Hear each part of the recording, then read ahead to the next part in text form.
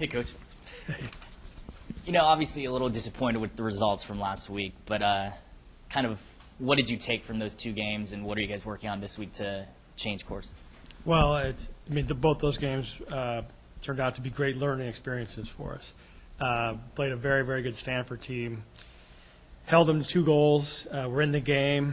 Could have possibly tied it up, maybe even gone ahead early in the game. So there were some real positives from the game, but at the same time, things that we weren't doing well were exposed. So, we learned a little bit from that. And then Sunday's game, we were a little flat. It's a long travel day Saturday, playing at Salt Lake. It was hot. No excuses. Utah's a very, very good team. And made a couple more mistakes, paid for those. So, we didn't get the results we wanted, but we learned a lot and saw some things from players that are promising. So, it's like I told our team after the game, I'm very encouraged by the team. It's a very, very good team. We're just not there yet. And our goal really is, we want to win games along the way, but we want to be prepared for conference. And so these games definitely did a good job of doing that. Kind of a dumb question, but how concerned are you about being outshot? It's like 61-11 or something like that.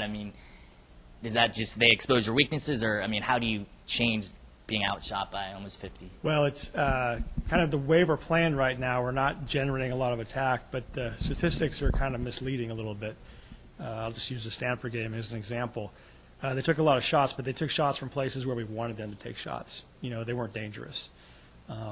They did take some shots that were dangerous, and Coral came up big on those. So they're a very good team. They're going to outshoot almost any team they play. The amount of shots, at first glance, it's kind of shocking, but it's really not that big a deal as long as we manage it, and we did a pretty good job of doing that. It's a lot of shots.